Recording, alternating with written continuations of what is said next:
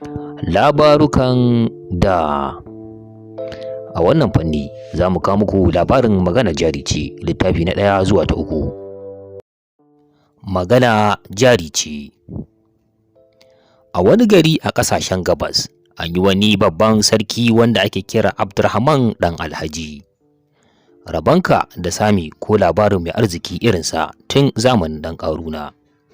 Mutum ko gidansa ya shiga, ya ga yadda aka ƙawata shi, ya ga kuma irin kayayyakin da ke ciki, sai ya riƙe baki kawai, don abin ya fi gaban mamaki.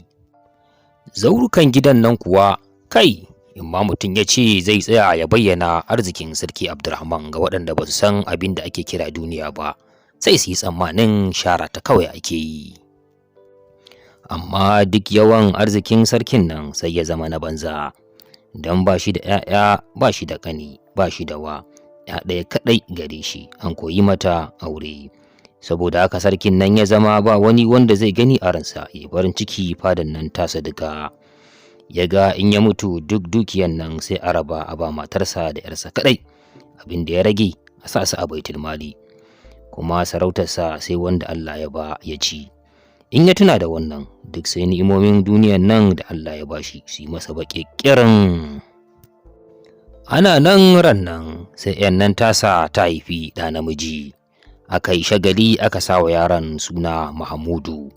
To, amma ko da yake sarki ya yi murna ƙwarai da ya sami jika, duk da haka murnarsa ragaggiya ce, domin ɗan mace baya gado, balle har a ce ya yi sarauta. Yana cikin wannan baƙin ciki sai ran nan wani shehun malami ya zo ya ce masa, na yi mafarki jiya, an gaya mini za ka tara malamai 40 su yi taimaka addu'a har kwana 40, in Allah ya so za ka haihu. Sarki ya murna da wannan mafarki, ya ɗauko kuɗi da riguna zai ba malamin nan. Malamin ya ce ba kuɗi suka kawo shi ba, ya zo ne ya isar da umarni, ya sallama ya tafi. Ranar ba ta sake juyowa ba, sai da sarki ya sa aka tara masa manyan malamai guda 40 na ƙasarsa. Ya gaya musu abin da yake so, suka ce to, Allah ya karɓi roƙonmu sarki. Mutane suka ce amin, suka shiri suka shiga masallaci suka duka. Ubangiji ya nufe su da katari, ya karɓi roƙonsu. Kwanan nan 40 ba su cika ba sai da matar sarki ta samu ciki.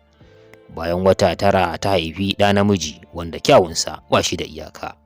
Shagalin da aka yi cikin ƙasar nan da farin cikin sarki bisa ga wannan al'amari, ku da kanku kun san ba shi yiwuwa a bayyana shi a cikin ɗan ƙaramin littafi.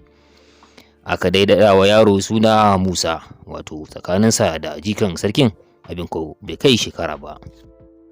Sarki kuwa ya ɗauki ransa ya ƙallafa bisa kan wannan yaro. Amma tsaya a kwatanta sanda sarki ke waɗannan nasa, abin ya zama ƙauyanci kenan. Kwanci tashi bayan shekara 2 aka yaye yaron. Sarki kuma ya aika aka kawo jikanan nasa Mahamudu, aka yaye su gaba ɗaya don su riƙa wasa tare.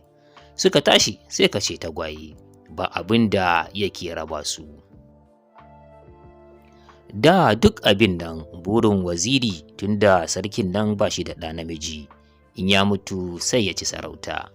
Yana Allah Allah sarki ya mutu bai haihu ba, sai Allah ya kaddara haihuwar wannan yaro. Tun da waziri ya ji gudar haihuwar Musa, zuciyarsa ta baki kirin. Daga ran nan ya zama ko mai suna Musa baya so ya gani. Ya shiga kulle-kulle kullum na yadda zai ya kashe Musa, ko kuwa ya sa ya bi uwa duniya. Abin ya gagara, har yara suka yi kamar shekara 15 ko ina sarkin nan za shi da su yake zuwa. Ana nan ran nan, ina ya Allah babu ya Allah, sai waziri ya sami wata dabara, ya ce a ransa, alhamdulillahi, ko da yake ba yadda za a yi in sami Musa wani wuri shi kaɗai ba tare da sarki ba, balle in san abin da zan yi masa. Ai in na yi ƙoƙari da na raba Musa da Mahamudu komai ya yi kyau, domin yadda suka shaƙu haka lalle in aka raba su hankalin Musa zai tashi. Ta wannan hanya zan san yadda zan yi in sa shi ya sulale da daddare ya bi ɗan uwansa. Sai ya yi dariya ya buga ƙafa a ƙasa. Kashe gari ko da ya tafi wajen fadanci aka fara 'yan taɗe-taɗen duniya, sai ya takalo maganar yaƙi ya ce, mu dai mun saki jiki da duniya yanzu, ba mu da shirin komai. Sarki ya ce, me ya kawo wannan magana waziri? Muna cikin sulhu haka, me ruwanmu da wani shirin mayaƙa? Waziri ya ce, ai ka san ba a san abin da sauran ƙasashe ke ciki ba, gwamma ko mu zauna da shiri don ba a fafa gora ranar tafiya ba. Sarki ya ce, wani shiri ya fi wanda muke ciki da shi yanzu? Ga sarkin yaƙi, ga barde, ga ma dawaki, cikinsu kowanne ya yi kukan kura, sai a ba shi hanya. Waziri ya ce, waɗannan ai duk sun tsufa, ga sarkin yaƙi yanzu aƙalla ya ba 70 baya, wanda yake haka tunda Allah ya nufe shi da samun magaji ya kamata ya huta. Dabara ta sai Mahmud ya koma gidansu, ubansa ya daɗa koya masa al'amuran yaƙi. Musa da kenan sai ya tsolma baki ya ce, in dai dan a ɗauke Mahmud ne a bar ni kaɗai, ni ban yadda ba, sai dai mu je a koya mana tare. Waziri ya kau da kai ya ƙuta, ya ce, ina ruwanka da koyon yaƙi, kai da za ka sa a je a yi maka? Musa ya ce, ni dai ban yadda ba, ba za mu rabu ba. Sarki ya ce, tunda Musa bai yadda ba, dabara ka ba ta yi ba kenan waziri. Waziri ya ɓata fuska zai fara wata magana, sai ga wani ya zo ya faɗi gaban sarki. Ya ce, ga wazirin sarkin Sinari ya zo da waɗansu manyan garinsu, ya ce a yi masa iso. Sarki ya ce ya shigo. Da ya shigo ya yi gaisuwa ya miƙa masa takarda, magatakarda ya karɓa ya buɗa, sai ga an rubuta kamar haka. Takarda ta fito daga sarkin muminai sarkin Sinari Abdulaziz ɗan Shehu Muktar zuwa ga masoyinsa amininsa sarki Abdurrahman. Gaisuwa mai yawa da so da yarda da aminci. Amma bayan haka ina so in ƙarfafa zumuntan nan da ke tsakaninmu, saboda haka na ba ɗana Musa ‘yarka Sinaratu. In sun ƙara girma a yi biki sai mu shirya a gama su tun muna da rai. Haza wa salam. Da sarki ya ji abin da takardar nan ke ciki sai ya tashi da faɗa, ya fizge takarda daga hannun magatakarda, kyakketa ta. Ya tashi ya kama gemun wazirin Sinari ya jefar da shi gefe guda. Sarakunansa suka shiga tsakani suna hucewa mai duniya. Ran sarki ya daɗe, rashin hankali ne na yara. Sarki ya ce, ko Musa ya lalace ya auri Sinaratu?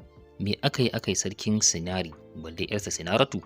Ya dubi mutanensa ya ce, ku yi ta dukansu har sai sun bar ƙasata.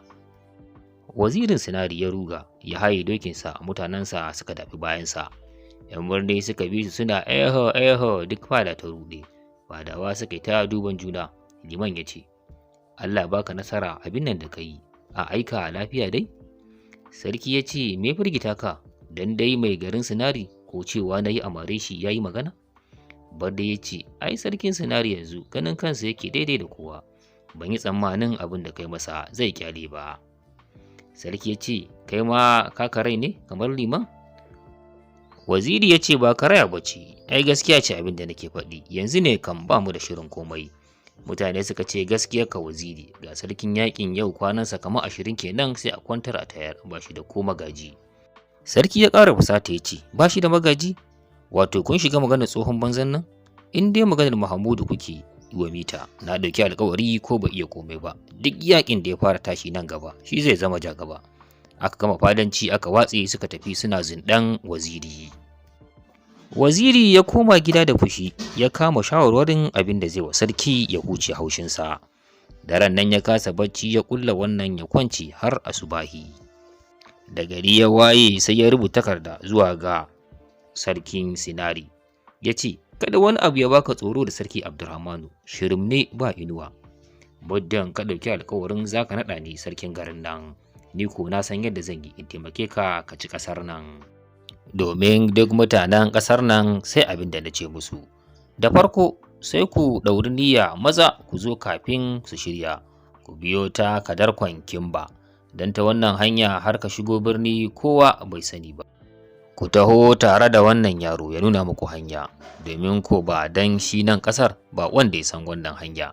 Sai ya ba wani amintaccen bawansa, wai shi Barakai, ya gaya masa yadda zai yi ya sallame shi.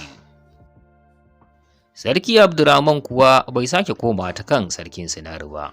Ana nan ran nan ya sa aka ɗaura wa dawaki sirada, ya hau tare da yaran nan suka tafi shan iska, har suka kai wata fadama suka hau suna hutawa. Sai ga wani balarabe ɗauke da aku a cikin keji. Ko da Musa ya daga ido ya ganshi sai ya ce, alo alo, ga aku a saya mana. Nan da nan wani bawan sarki da aka je da shi ya kira balaraban nan ya tambaye shi kuɗin akun. Balaraba ya ce, in ba jaka guda ba, ba na sayar da shi. Da bawan nan ya ja ka sai ya ce, a'a, da sarkin za ka yi ba'a, kana tsammanin sarki ya tambaye ka karin magana ce? Da bawan nan ya fusata sarki haka sai ya cika ya ce a kama balaraban nan. Bayan da aka zo da su suka tasan masa kamar za su cinye shi ɗanye shi da tsuntsun duka. Da dai tsuntsun nan ya ga haka sai ya kaɗa fiffike ya ce, Allah ya baka nasara, kada ka yi fushi bisa ga gaskiyar Ubangijina. Ni ma a jaka gudan nan da ya faɗi a ganina ya karya mini daraja ne. Kamata, ai bai kamata a sallama ni jaka guda kaɗai ba. Sai sarki ya ce wa bayi su tsaya, ya dubi ɗan tsuntsu ya ce, kai kuwa ɗan tsuntsun nan menene dalilinka na wannan cika baki haka? Sai aku ya dukar da kai ya ce, ai kuwa Allah ya ja zamaninka. Takamar da nake yi ba don saboda kyawun jikina kaɗai nake yi ba, ko don saboda daɗin bakin nan da Allah ya bani. Amma saboda baiwa wadda Ubangijinmu ya yi mini ta wajen iya duba, har yanzu ta kai ni fagen ina iya ba da labarin abin da za a yi a nan gaba, balle ma a tambaye ni wanda aka yi ya wuce. Kuma a cikin bokanci sanin da Allah ya bani ba shi da iyaka. In kuma labaruka kake son ji, ko na aljanu, ko na barayi, ko na sarakuna, in ka siye ni, in ya so ma kada ka sake batar da kuɗinka a banza. Garin sayan alfu laila ko waɗansu littattafai na turawa waɗanda ba su da wani labari daga na tafiye-tafiyen gano ƙasashe, sai fa na tarihe-tarihe da na lissafe-lissafe da na kiwace-kiwacen lafiya masu gundurar da mutane. In kuwa ƙaruwa kake nema wurin arziki, in ka siye ni, bukata ta biya. Sarki ya ce, ta wajen surutun nan naka na wofi ba? Aku ya ce, surutu ba abin raina ba ne, magana ai jari ce. Ku biyo mu a kashi na biyu domin ci gaban yadda za ta kasance. Wassalamu alaikum.